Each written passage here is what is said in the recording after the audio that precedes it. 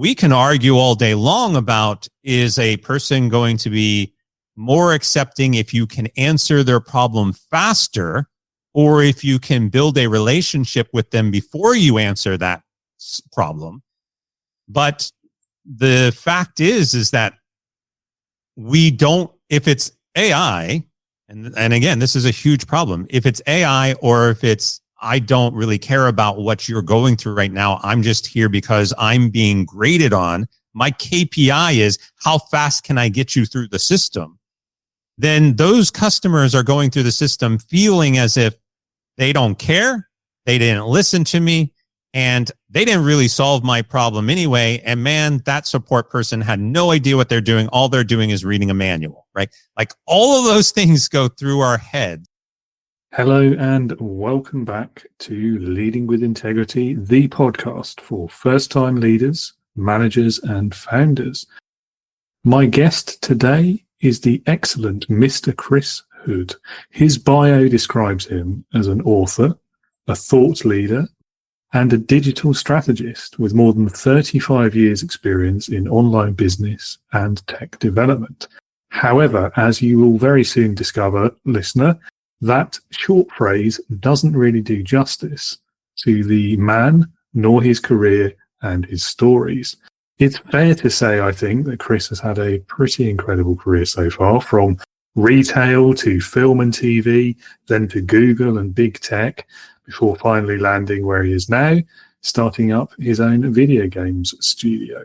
Chris is also a huge advocate of the portfolio career, as it's come to be known.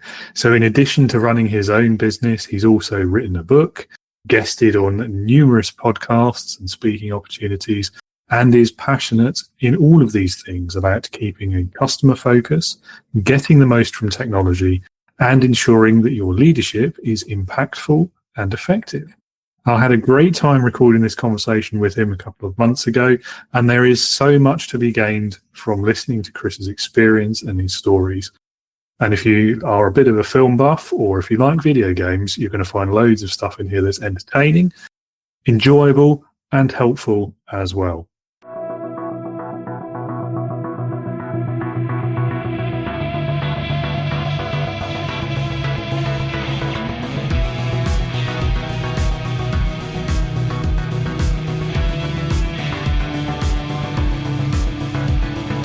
Welcome to the Leading with Integrity podcast. Leadership talk for the modern manager. With your host, David Hatch. Chris, welcome to Leading with Integrity. Excellent to have you on the show. Looking forward to our conversation. And welcome. Appreciate it. Where should we start? I think we'll start by dropping you in the deep end, really, to introduce yourself, tell the listeners a bit about your career so far, your background, what you do today, and why you do it. Yeah, the deep end is the easy part, which is, I've been in technology in some form or another, and more specifically media and entertainment, for well over 35 plus growing years. And I started off in a movie theater. I also started off in retail, selling software. And over the course of those 35 years, I've done everything from working in television and film and movies and video games and various technologies. And I've really found a niche, which is around driving customer satisfaction, but more importantly, helping organizations recognize how to think about their customers differently, while also bridging the gap between the business side and the technical side, because you need to build these experiences.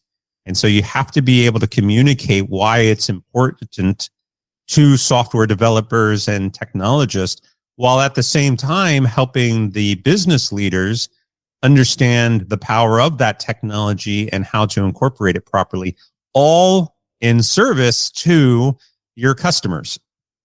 And as I progressed and reached more currently, or at least previously, the last 7-8 years now, I worked for Google, where I basically did the exact same thing for a lot of large organizations, enterprises around the world, and brands that we're all familiar with. And then more recently, I left Google and started up a new game studio where I'm building video games once again. And I'm also going around and speaking on podcast and public speaking, keynote speaking on customer service. I wrote a book recently also called Customer Transformation, and I'm speaking a lot on that.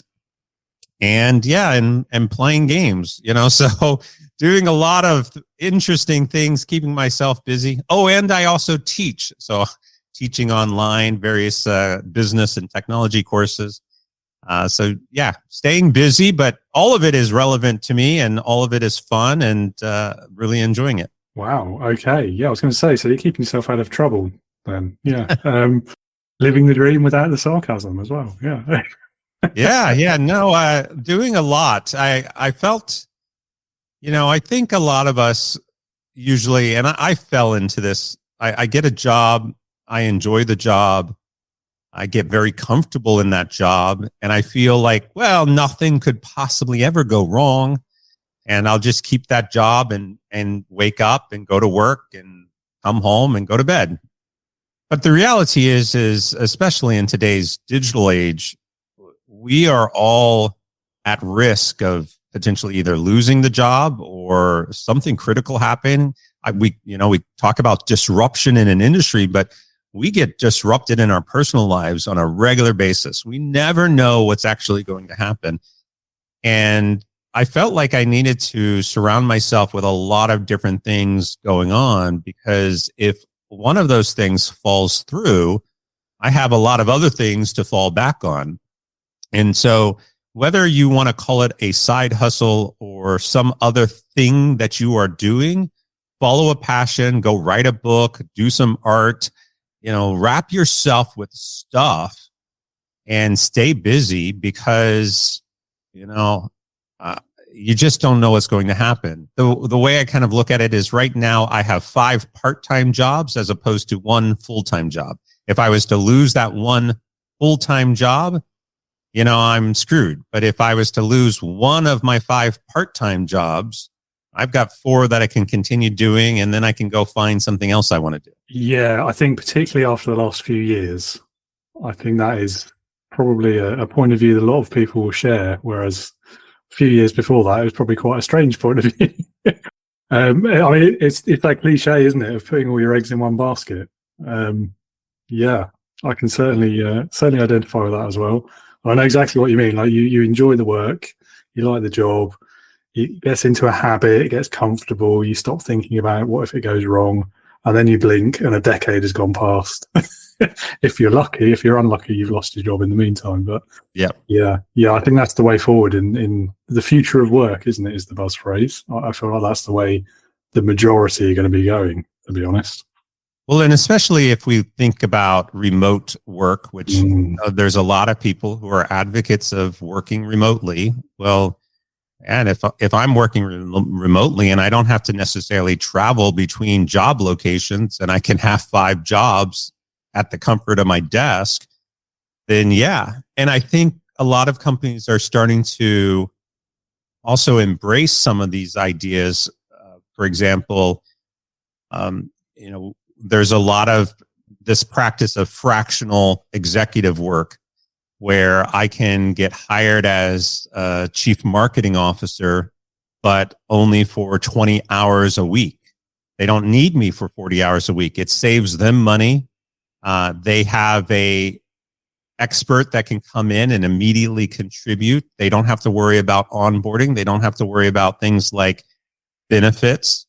And so a company, especially a smaller company that needs the help but doesn't necessarily have the budget, they could bring on somebody for 10 hours, 20 hours, and that's great for me. Like, yeah, let me help you. I'll step in, and half of my day is working on some marketing initiative, while the other half of the day is doing the other things that I like to do. And you can stack these up. Again, work remotely. So, just schedule it out like a normal day. I think the biggest problem for some people is they have a 40-hour work week, but they really only work 20 hours. And so now you're being asked to work actually 40 hours by doing a bunch of different things. But if you're motivated and you enjoy the work, then it shouldn't be an issue. Leads into that debate, doesn't it, about what are you really being paid for? Is it your skill, your knowledge, your expertise, or is it your time?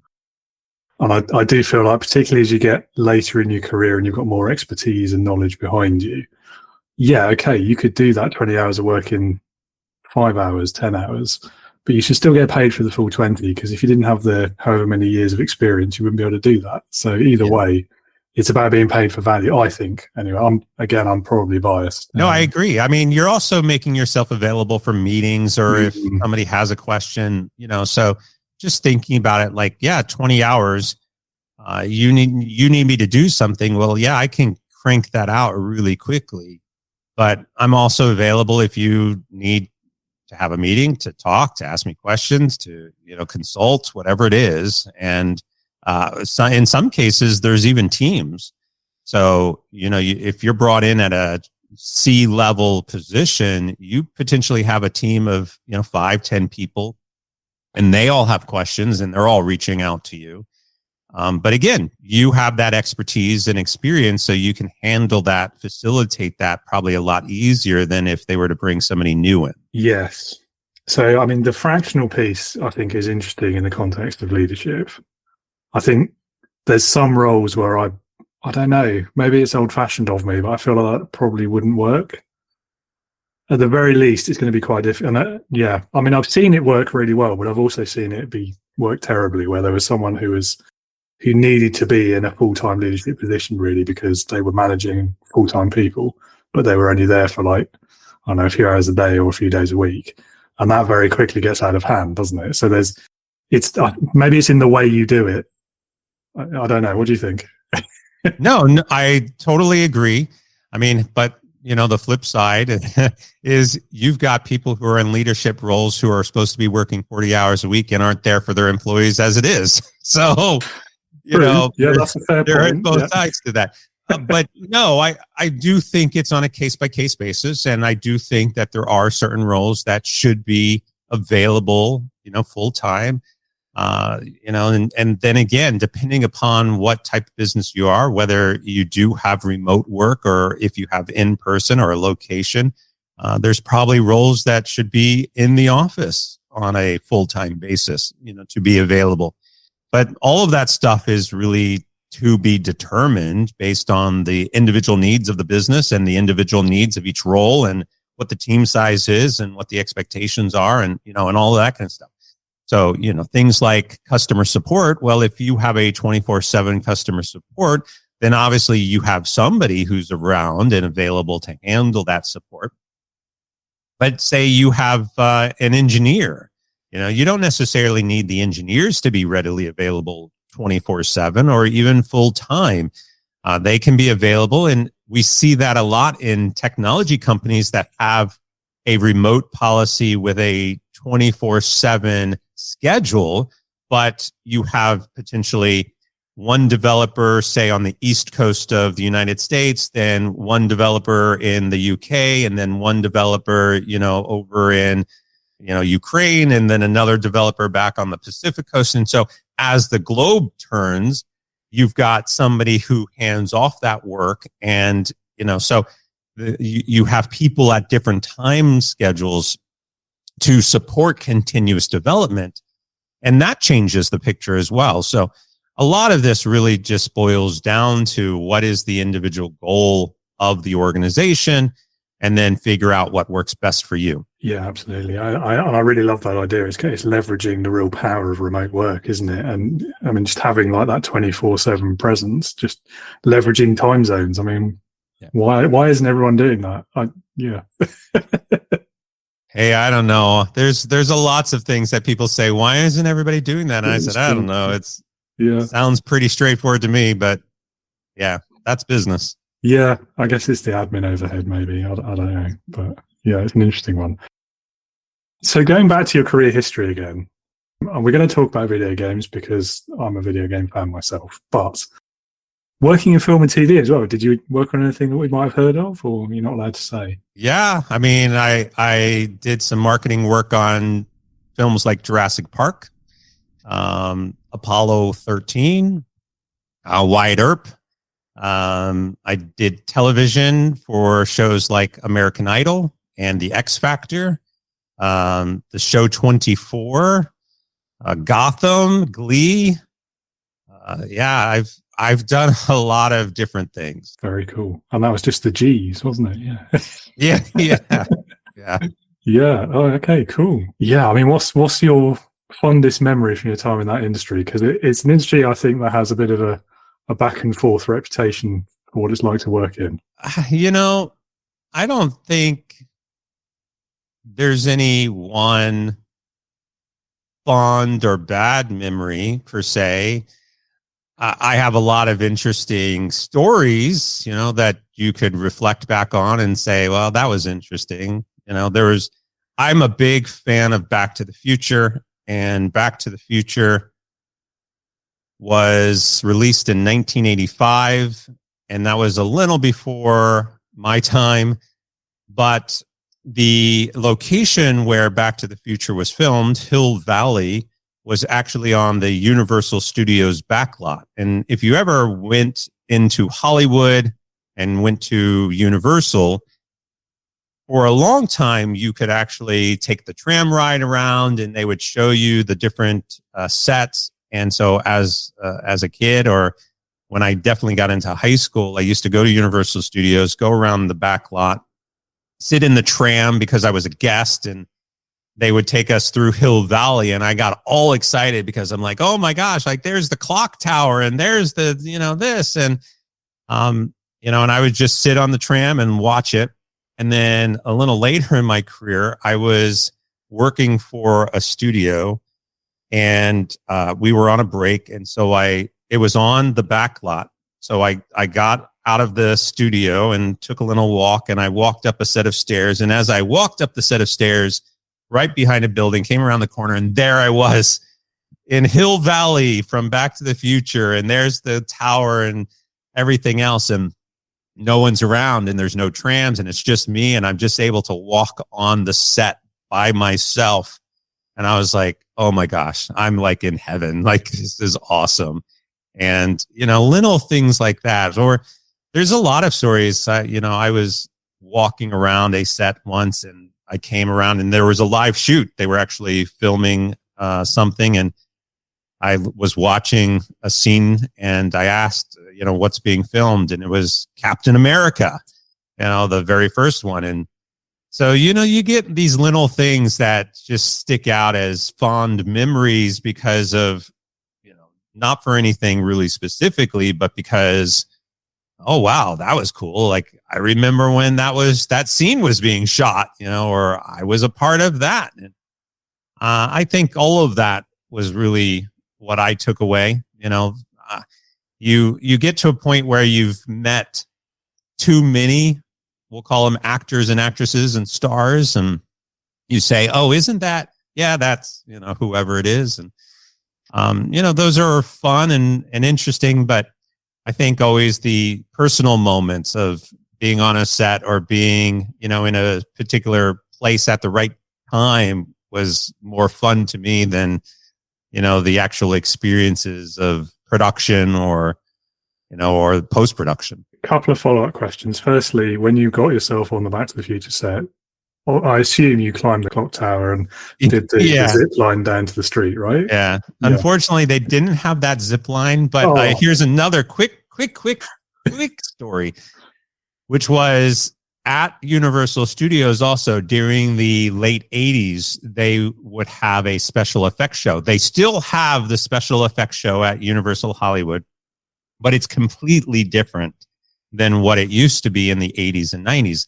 And in the 80s and 90s, they had a Back to the Future scene, and it was the tower, and they would get a volunteer from the audience, and then the volunteer from the audience would come in and be holding on to the clock like Doc Brown does at the end of the movie. And they would pick somebody from the audience randomly to participate. And I got picked So I was able to hold on to the clock and pretend like I was holding on for dear life. But then it's all special effects. Then they show you the post-production to the audience. So that was a fond memory of actually getting to play Doc Brown in a, kind of situational. And then over the course of the year, they removed that from the special effects show. So they also had a Back to the Future ride, which is now the Simpsons ride at Universal Studios Hollywood.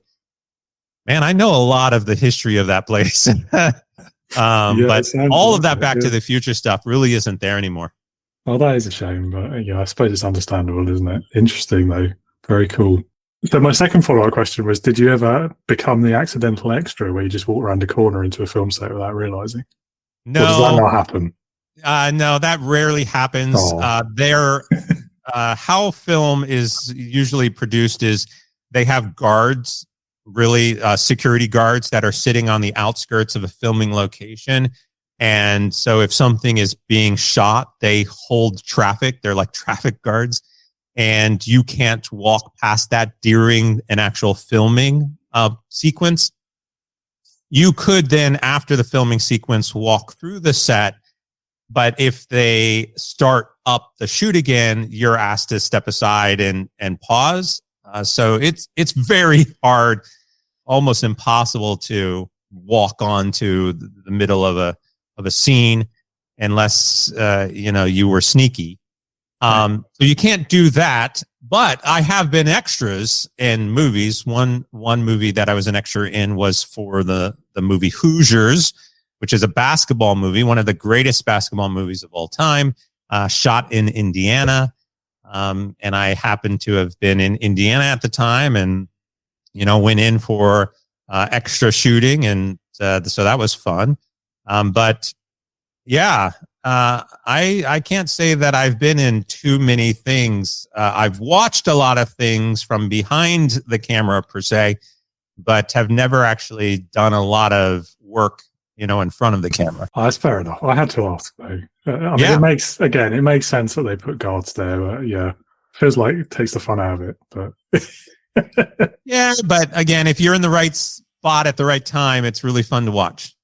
There is that. Yeah. No, fair enough. Well, thank you for sharing that. It was a bit of a tangent, but it was interesting. So video games. First of all, what's it like working in that industry, and how do you think it's evolved over the time that you've been working in that Well, this is a hard one because there's a love, hate, passion, type of thing going on. I love video games. I love building. I love creating new worlds, and in gaming, you can do that. The industry itself is going through a lot of challenges right now. There's a ton of layoffs happening within the industry. It's going through one of these cycles that we often have. The nature of building video games is a complicated business and is often based on a lot of consultation or consultants, part-time work, and then the full-time work gets lumped into that process. And unfortunately, then we go through these layoffs, and they happen roughly every 8 to 10 years. And so we're in one of those cycles right now. We are, there is 170 people laid off yesterday at the time of this recording, yesterday at a company called Bungie, which is one of the largest companies building video games. So when you have layoffs, it then creates a whole bunch of people who are looking for work. That in addition to already a whole bunch of people looking for work in industries outside of video games. And you also have an influx of people who want to get into video games because they look at it as, they're passionate about playing video games. They've played video games their entire life. They realize, hey, there's a career in building video games. I want to do that. And so we see an increase in educational opportunities. A lot of universities now are offering video game programming. There are a lot more people who are graduating or who are interested in getting into video games. So when you have an influx of people wanting to start their careers in gaming, and then also a lot of people being laid off in gaming. It's creating a really difficult challenge for the industry to balance all of those individuals and the amount of games and work that is available currently. Now, that will change. We will start to ramp up with some new games. There will be new opportunities. New studios are opening. We have indie studios that are also opening. And in that process, they will start to hire people. The industry will grow again. And then in 8 or 10 years, there will be a cycle of layoffs. We're seeing changes to some studios. For example, unions are starting to form, hoping that will curb some of the layoffs. Most likely, it's not going to curb any of the layoffs. It will change the models by which we hire people. We will start hiring more contract labor, and it will turn into more or less similar to the movie industry. So if we think about the movie industry, you basically have a movie that you want to produce. You hire a bunch of people to help you produce that movie. And then obviously when the movie is finished and releases to the theater, all of those people get dispersed and they go off and they find a new movie to work on. Gaming is basically similar, right? You build a game, the game gets launched, and you let everybody go and you build a new video game. The problem over the course of, say, the last 20 years is we got into this mode that we wanted to basically hire full-time employees and keep them on, but the workload didn't continue indefinitely like we thought it would. So I do think that we will start to see some shifts in the industry to make it a little bit more sustainable, or at least a little bit more understandable for what you can and can't do in terms of employment. But put all of that aside and all of those challenges that we are faced with, it is a highly profitable industry. There's a lot of growth in the industry. And again, it's fun. People enjoy it. How can you take your hobby and turn that into a career? And really, that's what gaming has done for a lot of people. It's taken something that they are really, really passionate about, they enjoy doing in their free time, and then making it into a job. And I know that's, how I got into the industry. So there's kind of, again, that love-hate portion of it. Yeah, I guess if you work in an industry long enough, you're always going to have that slight digressing view, aren't you? Yeah, I mean, it's interesting you mentioned Bungie as well. I was just reading about the Halo TV series yesterday being cancelled, which, yeah. Yeah. Yeah, well, I enjoyed this. I mean, I don't know. First season of that was pretty good. Second season was a little out there, but they maintained it, I think, well. It was a little off, but I don't know. There was something about it that was enjoyable. So, yeah, I kind of wanted to see some more. But, yeah, that's, again, where are we going to cut our cost? Again, I mean, it's that love-hate thing again, isn't it? Because I agree with you. It was an enjoyable sci-fi show. It didn't quite feel right for Halo, though. And I do see why a lot of the really hardcore fans were really angry about it. But at the same time, who is that helping? Just stop, guys. I think they did a good job of sticking close to the story and giving some of the, things that we would like to see in it. But yeah, for the most part, it did. It felt like a good sci-fi show. Yeah. And if they called it anything else other than Halo, it probably would have been a little bit more successful. That's the real irony of it, isn't it? But yeah. So, and I think video games probably not the only industry like this. It feels from the outside without understanding it very well, but places like Amazon and Steam, and you mentioned about the indie aspect of the industry. So, I mean, is that changing the economics of it at all, do you think? Because it becomes a lot easier to basically develop and self-publish in the same way you could write your own book and just stick it on Amazon quite easily now. Not quite the same. There's a lot more tech skill involved, isn't there? But is that making any kind of economic change, do you think, or not yet, or never will? No, absolutely. It is easier today to make your own game than ever before. And because of that, there are a lot of people who are out there making their own games. There's a lot of studios that are popping up and trying to change how the industry looks at games and trying to build new titles.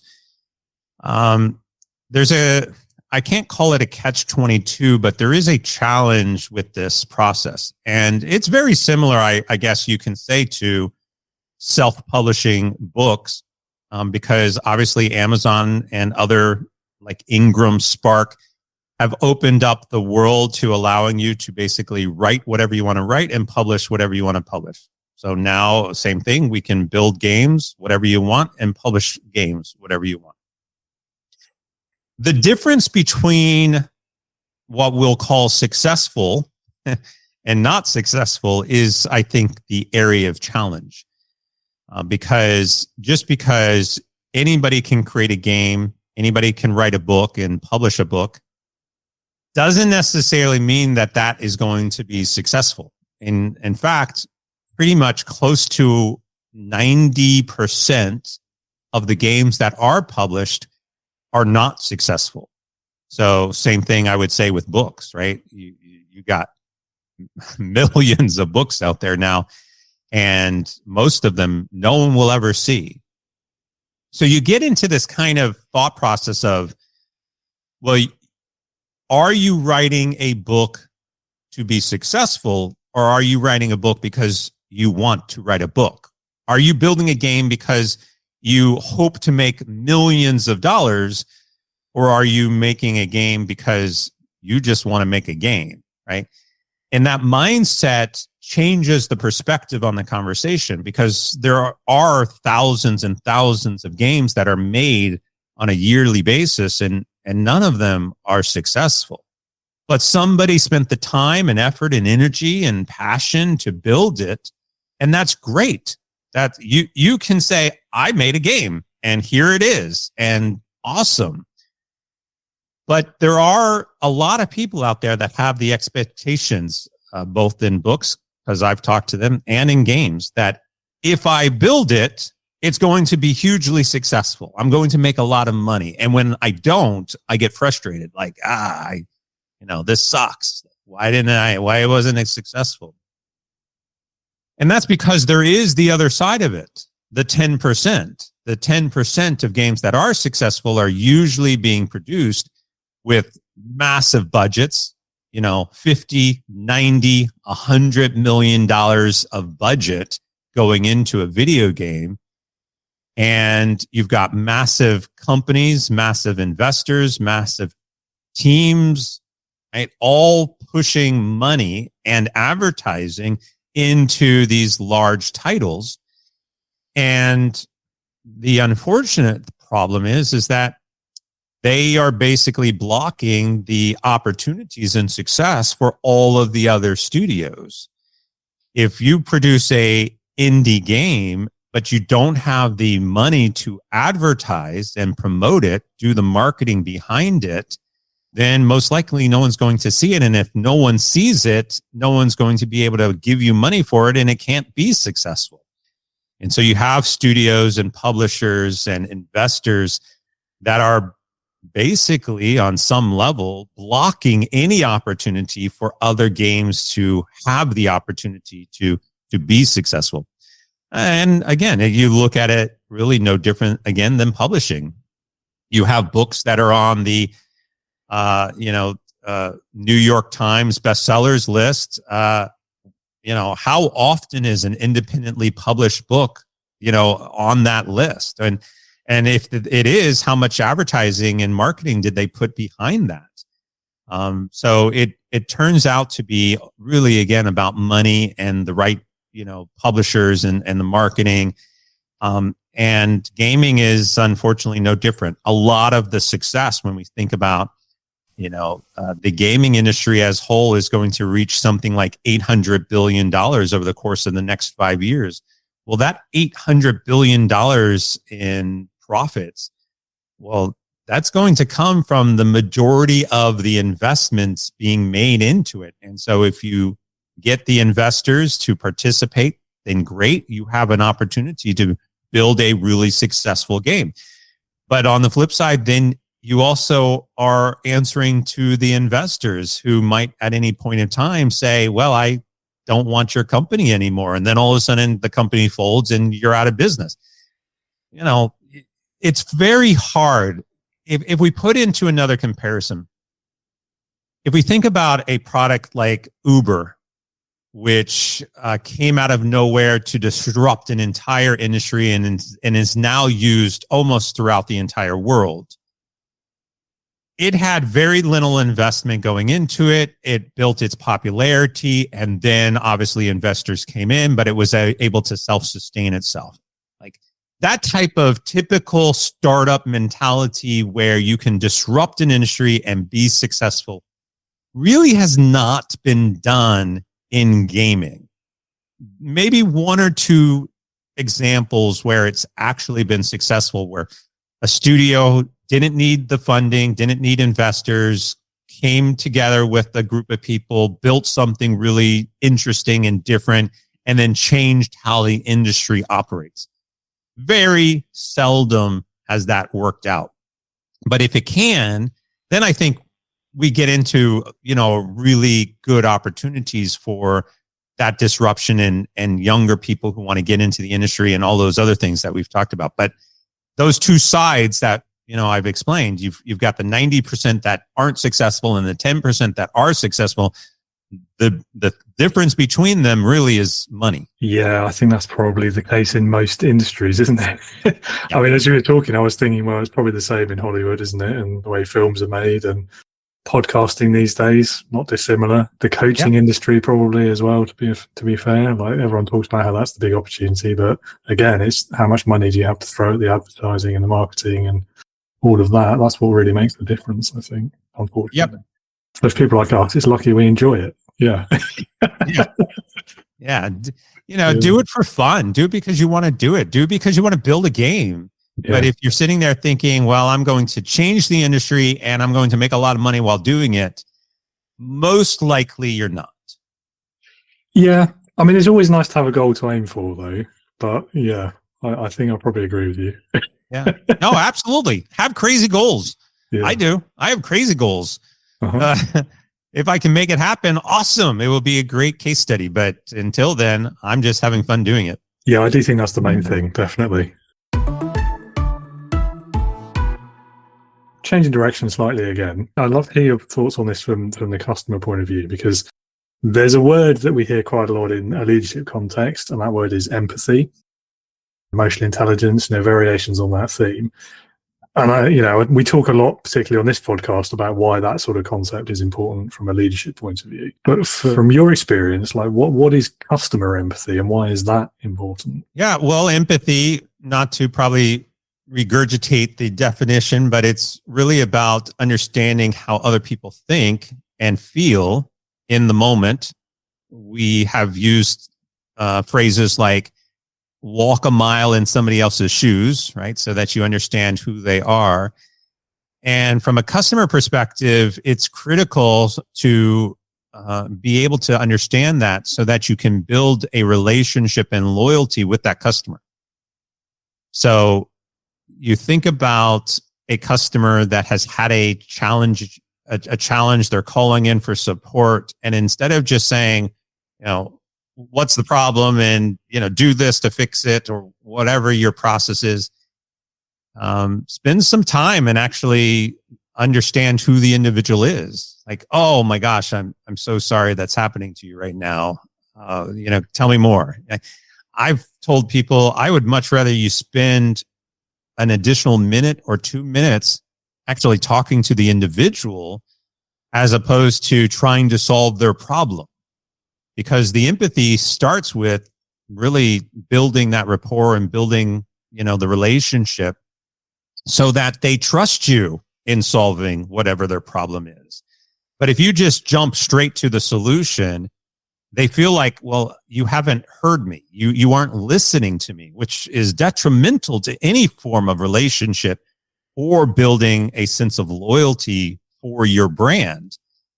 And this is one of the challenges that we are seeing now also with artificial intelligence, because if you do not have that human relationship with your customer, the artificial intelligence can't be empathetic, and the AI isn't going to be able to try to enhance your loyalty. And we can argue all day long about, is a person going to be more accepting if you can answer their problem faster, or if you can build a relationship with them before you answer that problem. But the fact is that we don't, if it's AI, and again, this is a huge problem. If it's AI, or if it's, I don't really care about what you're going through right now, I'm just here because I'm being graded on, my KPI is how fast can I get you through the system, then those customers are going through the system feeling as if they don't care, they didn't listen to me, and they didn't really solve my problem anyway. And man, that support person had no idea what they're doing. All they're doing is reading a manual, right? Like, all of those things go through our heads. And whether this is, we're using customer support as an example, but the same applies to any type of experience, any type of sales routine, any type of marketing. The more you understand what your customer is going through and are able to respond to that in the process, whatever the process is, the more that you are going to build the relationship, and the more or the better that experience is going to be for them, generating more loyalty for your organization. So customer empathy is critical. It is the foundational piece, really, for anything that you want to do as it relates back to your customer. It makes sense. I do feel like maybe, I mean, you mentioned about the debate about whether you're going to win more favor, I suppose, if you solve it quickly versus understanding them and their problem. I do feel like that depends on the nature of the problem a little bit. Because, yeah, and you mentioned AI as well. AI is the new kid on the block for that one. I think these automated switchboards that have been around for a couple of decades, I feel like they're similar thing, similar problem, just different technology. And you think back, I mean, even just like customer service, phoning up like your energy provider or something because your meter's not working, something just day-to-day routine like that, where there probably is a very simple solution. And you have to sit on the phone for 20 minutes on a premium rate number while you go through the automated switchboard, you listen to the stupid music and so on and so on. You're right, there's no empathy happening there, but also all you want in that scenario is a quick fix, and you maybe don't necessarily want that relationship building side of it. So yeah, I don't know. I feel like there's a line to walk between both, depending on how complex the problem is, I suppose I'm trying to say. Sure. But then there's also, it depends, right? Yeah. Let's use a scenario like, I need to reset my password. Now, resetting your password by default is a very simple process. We can pretty much do it ourselves on whatever website we're on. There's a little link usually that says reset your password, and you go through that process, etc. But let's just assume that you had to call in and talk to somebody to do this. And let's include AI, and let's look at the empathetic point of view on it. If I had to call somebody to have my password reset, there are going to be some individuals who just want the solution. It's easy. Like, again, theoretically, press 1 to reset your password. Great, your password's been reset. And so there are individuals who want that instant, just do it for me. And yet there are also individuals who need to talk to a human being to help them through that. And there could be any number of situations, for example, and I'll get pretty extreme on this, but let's just say, for an example, I really have to access my bank account because my home just burnt down in a fire, and my computer and phone and all of my paperwork and everything is destroyed. And I'm having an awful day right now, but I have to access this one account, and I can't remember the password, and I can't access a computer to be able to change my password. And I just need to talk to somebody because I need to explain to them what's going on and be able to have them manually change my password for them. Completely different scenario, and one that requires an empathetic point of view. Because if somebody got on the phone and explained all this, the first thing out of their mouths would be like, oh my gosh, that is awful. How can I help you? Right? And yet we also have AI. So here's the first question for AI. Can AI recognize the individuals who just want to be able to quickly reset their password versus the ones who actually need to talk to a human? And if you think about this from, say, a self-checkout process at a grocery store, there are self-checkout lines, and there are definitely people who enjoy self-checkout. And then there are people who don't like self-checkout. And based on the amount of groceries that you have only 2 or 3 items, self-checkout, you have an entire cart filled with groceries, you may need to go through the regular line.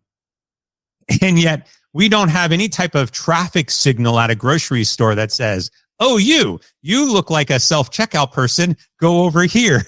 And oh, you look like we think about that on our own. And then we get into the various lines based on any number of conditions. And yet again, artificial intelligence is basically lumping everybody into the exact same lane and trying to force them into a quick solve solution based on what they input without understanding the context of what they need at that time. If I got onto a phone system and I really needed to talk to somebody, and again, we've experienced this, because my house is burnt down and I don't have the information you need, and it's going to be easier to answer your questions and prove my identity to a human being than to an AI. The AI is simply saying, oh, to reset your password, go to the website and press this link. I can't, right?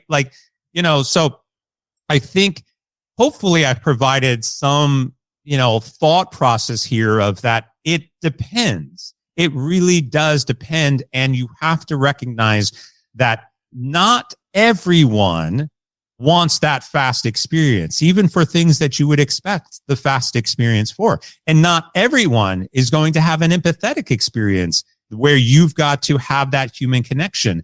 The power of AI is really to be able to determine which is which based on that personalization approach so that you get the right answer and the right mechanism to the right person at the right time. Yeah, I know what you mean, particularly the supermarket example, when, people are self-selecting at that point, aren't they? And it seems to me, so if we're talking in a digital remote kind of sense where people are just going on a website, the self-selection there is the people who pick up the phone and want to talk to someone. That's the clear indicator they're looking for the empathetic approach, isn't it? And not the quick fix.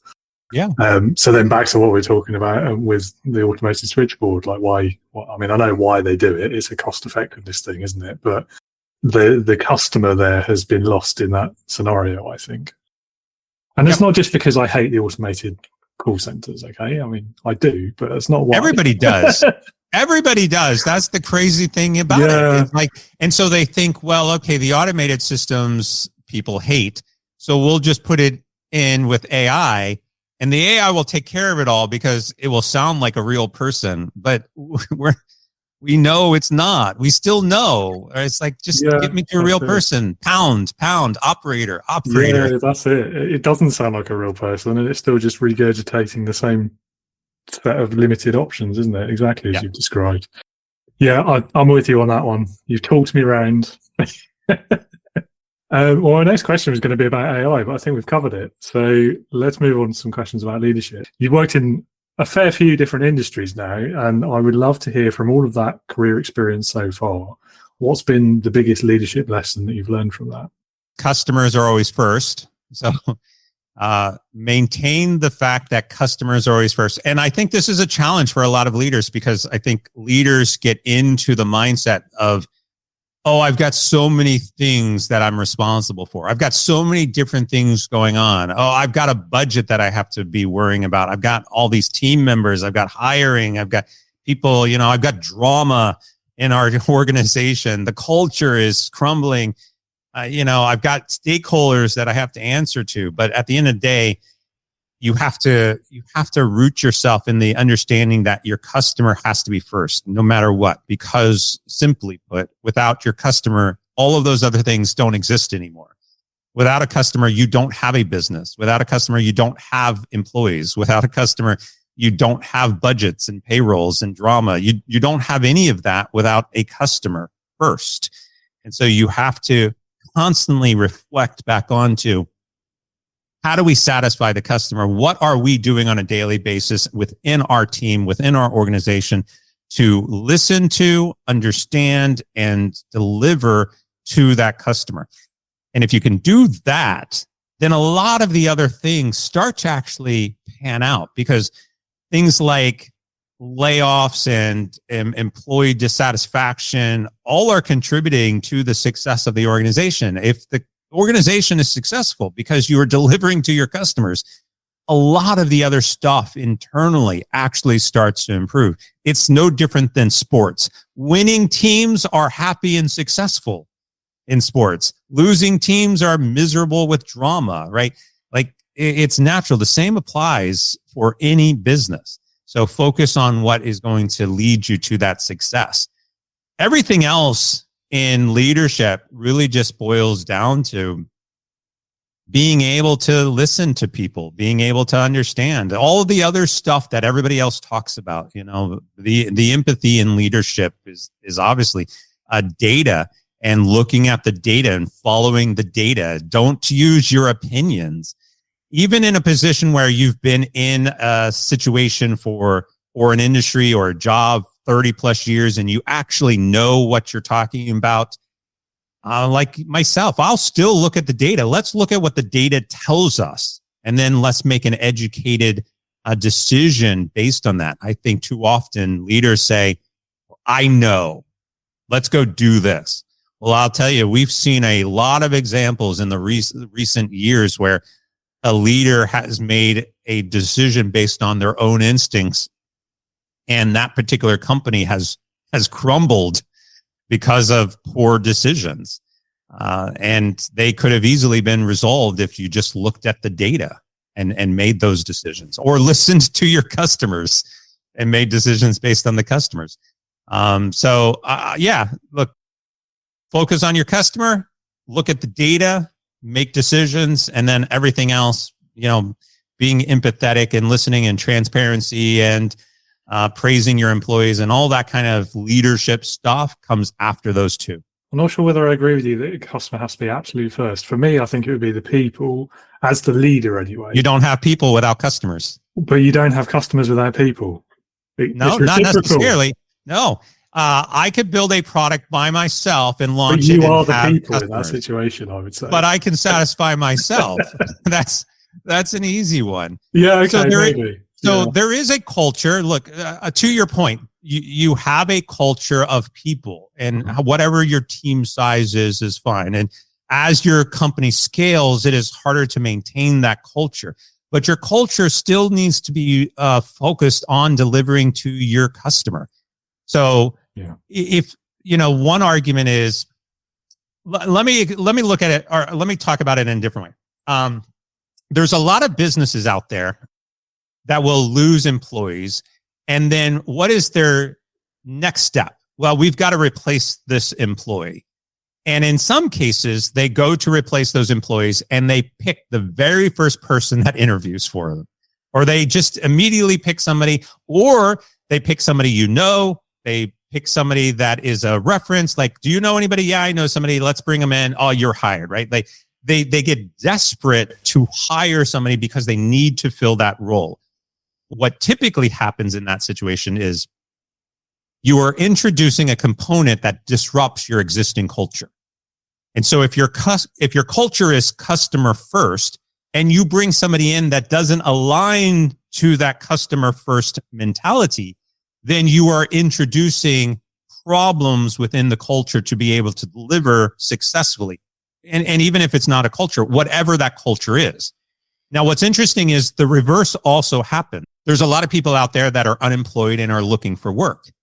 And if I was to tell you, let's say you've been out of work for 6 months and I now have 2 job offers for you.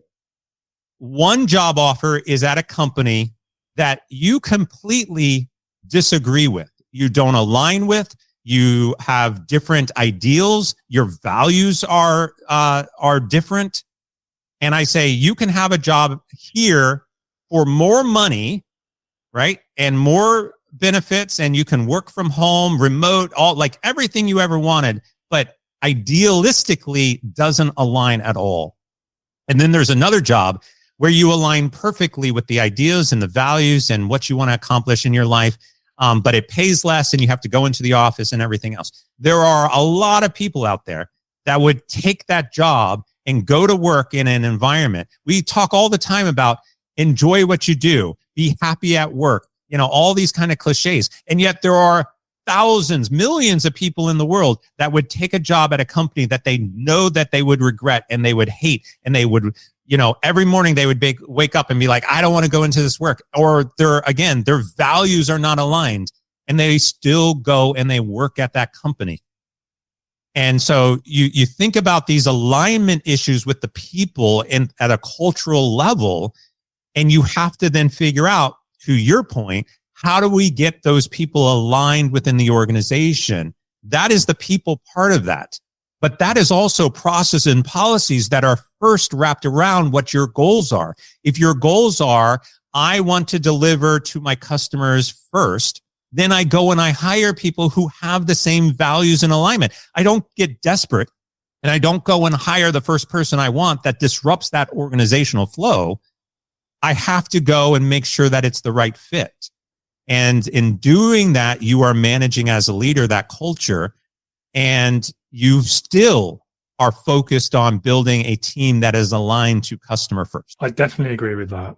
I think the number of people who would take a job based on the pay first is smaller than it used to be. And I do think it's getting smaller as well. I think the purpose first, the values, the fit is a lot more important to a lot of people than it used to be, particularly in kind of the newer generations entering the workforce, particularly after the COVID years and everything that implies. Of course, there's always going to be someone who, I need the money for whatever reason. It may not be right for me, but I just need the money. Yeah, no, I totally agree. I do think we're seeing a trend where that decision is going to be a lot different. If we were to remove the second job and your only job offer was a company that you didn't want to work for, you would still go and work for them because you need the money, right? Absolutely. But that's part of the challenge, right? It works both ways. It's really interesting that we continue to go to work for companies that we don't want to work for because our values are not aligned, while at the same time, companies are hiring anybody that completely is outside of what their culture is that they want to establish.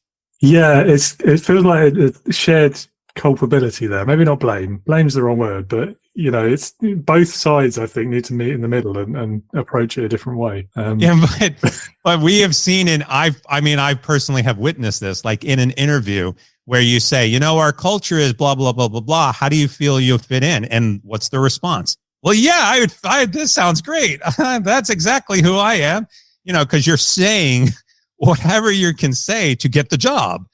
And so there's a lot of challenges in that process. Yeah, don't get me started on interviews. Just like that whole process, it serves nobody. No, the hiring manager isn't getting the best person for the job. The person being interviewed is nervous wreck, probably. They'll say whatever they need to say or whatever they think they need to say to get the job, and it serves nobody. I'm not a fan of that process. Yeah, well, this is another area which I've done a lot of writing on, which is I feel like the hiring manager shouldn't be in part of the hiring process at all. I think you need to actually ask the questions related to your culture during the interview process. So if you are customer first, you should be asking customer-centric types of questions to every employee, not even non-customer facing roles, like say technology. If I'm hiring a software developer, instead of asking him questions like, well, can you tell me about the database systems that you're using, blah, blah, blah, blah. You should ask a question like, well, in data design, do you think the customer has any impact on how you will design these systems? And see what they say. Like introducing the element of your culture in that interviewing process by hiring people changes the entire perspective, right? Because it gives you a deeper insight to who that individual is, and it ensures that who you're hiring directly fits into the culture of your organization. And you remove the biases in the process because you don't have a hiring manager who's like, oh, I really like this person. You have external people within the organization that recognizes what is the cultural fit. And if they say yes, that they're a cultural fit, then it doesn't matter what the hiring manager says. It's, you remove the bias in that process. Yeah. I mean, practically speaking, though, I can't imagine any hiring managers I've ever encountered who would be happy taking on someone they had no say in whether they were hired or not. That's how Google does it. Google does it this way. And I mean, I'm going to do it. I do it at my company, right? Because again, your goal is to maintain a culture that is focused on the ideas and values that you implemented. If that is a standardized approach, then it doesn't matter who is doing the hiring, because theoretically you are bringing in the right person.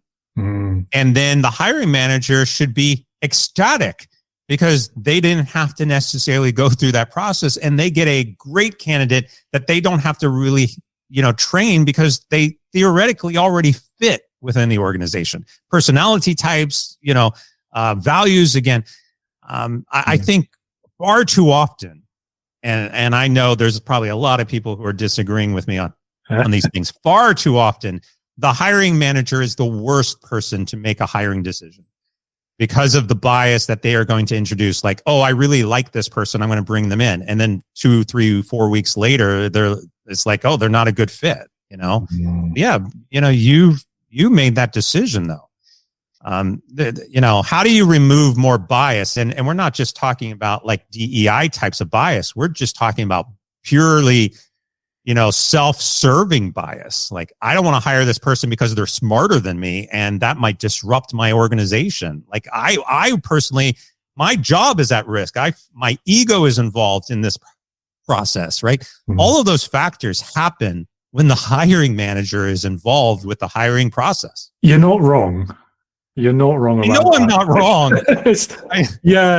I mean, it's difficult though, because so many people put so much stock in like the personality fit, and I get what you're saying. And if Google does it, there's obviously a reason. Organization that big wouldn't do it if it didn't make sense. But yeah, I don't know. I guess it's getting over that objection almost, isn't it? Of you're looking for the personality fit for the entire culture of the whole organization, as opposed to just with the one person who's going to be their line manager or whatever.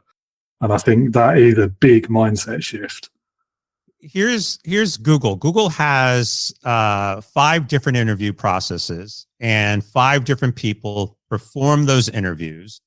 And all 5 of those people are throughout the organization, not within the hiring manager or the hiring team. So 5 random people basically get selected to conduct an interview. And each one of those 5 interviews are different. Like, there's a cognitive one, there's a skills assessment one, there's a leadership one, and there's one called Googliness. And Googliness is the culture of Google. Now, here's the bottom line. You could pass the cognitive, you could pass the skills assessment, you could pass all of these with flying colors, proving exactly that you know what you are doing. But if you fail the Googliness, you won't get hired, because you're not the right fit within the culture of the organization. Now, there's pros and cons from a Google perspective, and other people. Google has an unlimited supply of people applying. So when you get 10,000 applicants, you have the ability to be choosy and pick who you want on your team. And so you can wait for that ideal fit. Smaller companies that are only getting 2 or 3 or 4 applications per role, they've got a much harder time going through a process and eliminating, because if you said, well, I've got 4 applicants and none of them are culturally a good fit, and I've got to remove all of them and wait for the next batch, it does become a lot harder. That's obviously reality. But that doesn't mean that you still can't have a focus, and you can't set up, you can still set up the structure, especially if you're a new organization. Like for my video game company, I hired, we brought on a couple of C-level executives, co-founders will say with me. And I told them right up front, like, you're not going to be doing the hiring. Like, I said it as an establishment, you're not involved. And they said, oh, okay. Like, so I think some of this is you got to start, from the beginning, what that hiring practice is going to be, establish it as part of your process so that as you do grow and scale, that expectation is already there. I agree with that. I mean, I'm a firm believer in a lot of leadership aspects, actually, that the real trick is in establishing it from the beginning. Particularly if you get it wrong at the beginning and then 6 months later you're kind of stuck with it and it's really difficult to change and turn the oil tanker, as it were. Yeah, I mean, it's certainly an intriguing idea. I'm going to think about that and do some more reading up on how Google does it.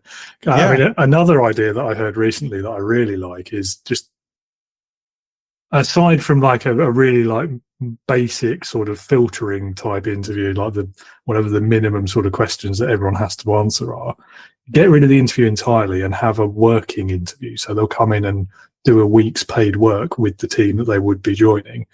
Because there's not many better ways of getting to know their work ethic, their personality, whether they can do the job, etc., etc., etc. And I really like that idea. I mean, that's so much better than an interview.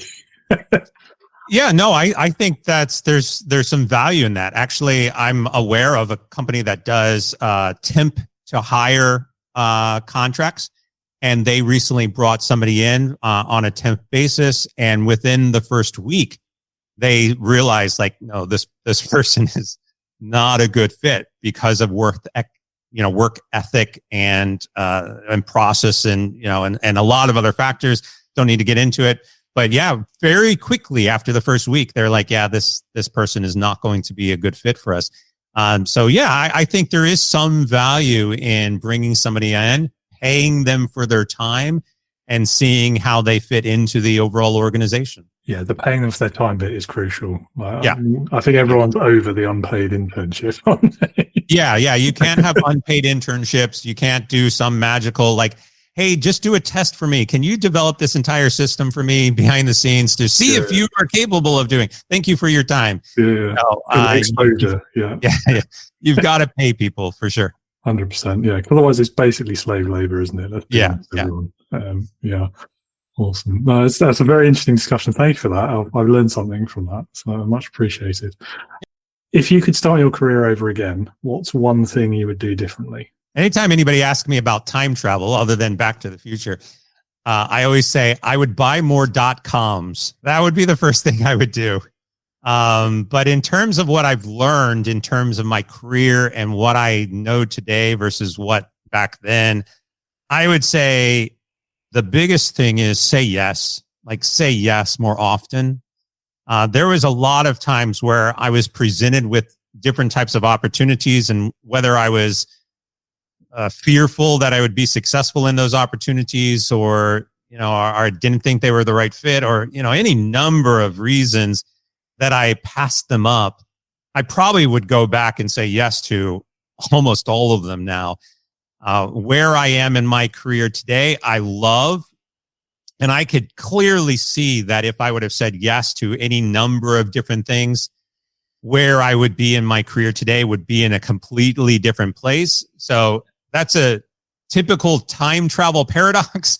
Like, I love where I am today. If I would have made a different decision, I would be in a completely different place. But I think overall, the experience of what I could have accomplished would have been a lot different if I would have just said yes. Like, if I would have just, sure. What harm is it to go and try something new? And if it doesn't work out, it doesn't work out, but at least I tried it.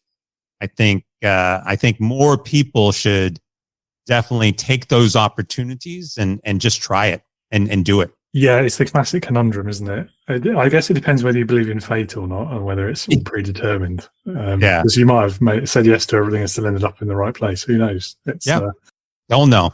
Yeah, it is a fun question though, and I think it's a good answer as well. It's probably the answer I would give too if somebody asked me the question, because you think back to all the things you said no to because for whatever reason at the time, like it was too big a risk, or you're afraid of what might happen or what might not happen, and in hindsight, it's just like, you know what? None of that would have mattered. Like, worst case, it was a few months or whatever, and I'll figure out I don't like it. I'll go and do something else instead, or I'll say yes to the next thing. And it's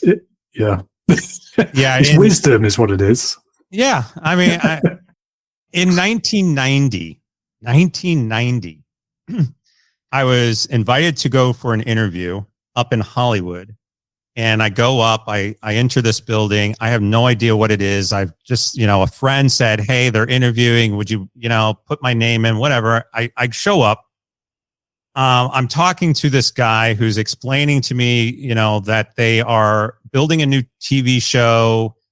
They need help with some graphic special effects on the TV show. It's a popular show in like Japan or something, and yada yada yada. I'm like, okay, yeah, sounds interesting. I still really have no idea what you're talking about. And so they then said, well, let us show you what we mean and what we need people to do. And so they proceeded to show me on the screen, these characters, they were fighting, and they were hand drawing the special effects onto the film itself, because at the time there wasn't really any special effects programs. We weren't into the age of 3D. We hadn't reached Toy Story and Pixar yet. And I was looking at it and I'm like, my gosh, I can't do this. Like this is way beyond me. Like, it's interesting and it's cool, but I can't do this. So I said, thank you. I don't think it's a good fit, and left. The TV show was the Power Rangers.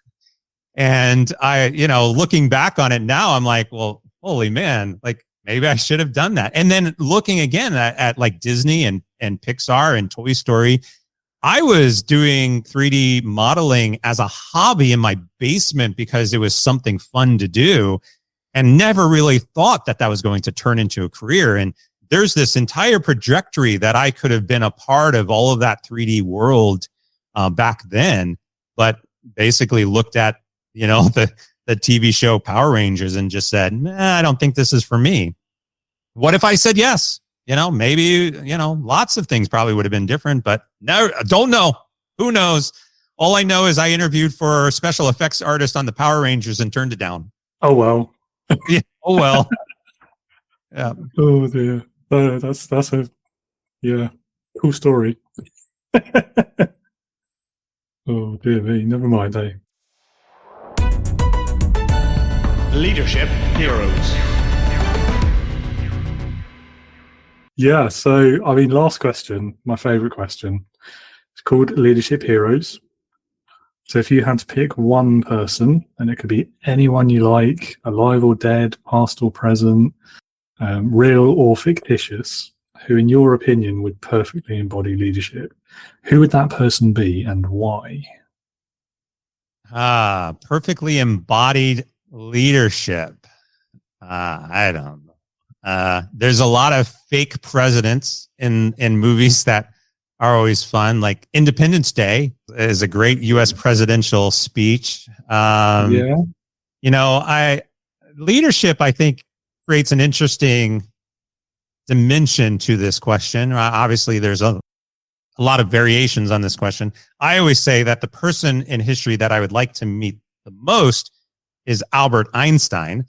I think that would be a fascinating conversation. Just sit down for lunch. Leadership, you start thinking about people like maybe Alexander the Great. That might be an interesting conversation for leadership. Maybe again, U.S. George Washington. Queen Elizabeth would have been fascinating to sit down with, when she was younger and pick her brain about leadership. That, I think your question also comes with the age. Like you think about Queen Elizabeth. Talking with her in her 20s probably wouldn't have been as interesting as maybe in her 40s, and 50s. That would be really, really an interesting conversation, I think, in terms of like what we saw in terms of the change in the world at those times and what she was going through and the monarchy and leadership and history.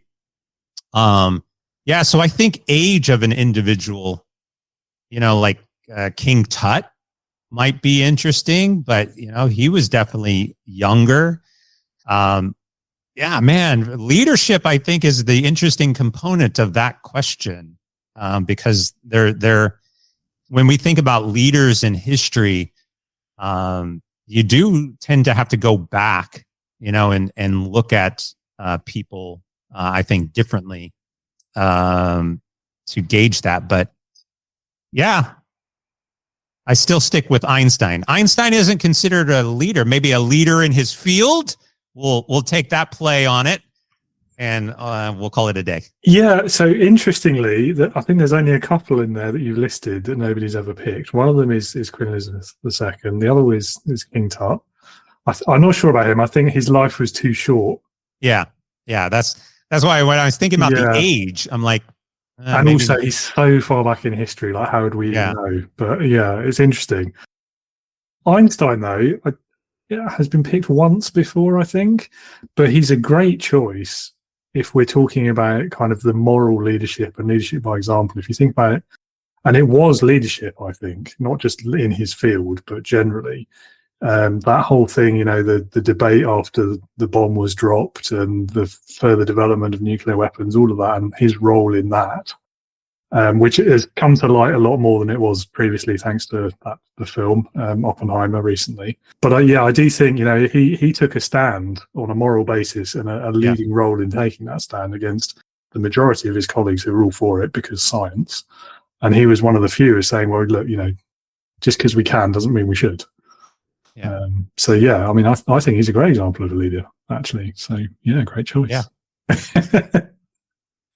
Awesome. Well, Chris, it's been a wonderful conversation. We've covered all sorts of interesting topics that I didn't expect to. So thank you for sharing all of those stories.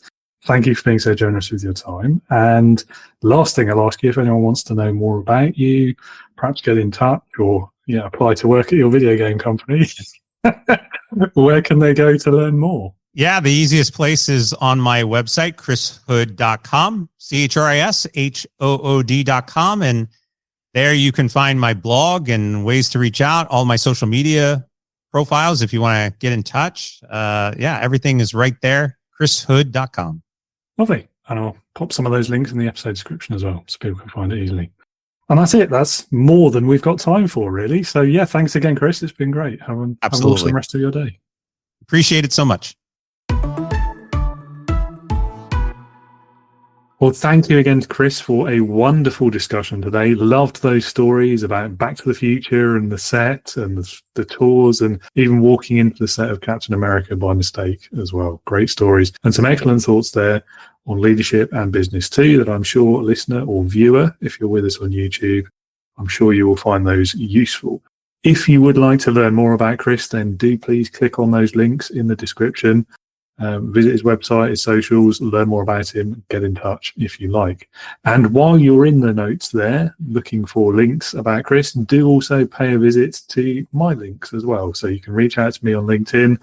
You can go to www.leadernotaboss.com as well to register for the Leader Not a Boss newsletter, which goes alongside this podcast. You'll also find a big green button on that page that'll allow you to sign up to my Integrity Leaders online community for new leaders, just like you, hopefully. Don't forget, if you do that, use your listener exclusive discount code, which is halfoff24, all one word, all in caps, and then the numbers 2 and 4. And that will give you 50% off your membership forever. I hope you'll be back with me next week when I'll be talking to Global Development Executive and former Peace Corps volunteer, Gretchen Villegas, about her leadership lessons learned from another pretty unique career story. And until then, as always, stay safe and be a leader, not a boss.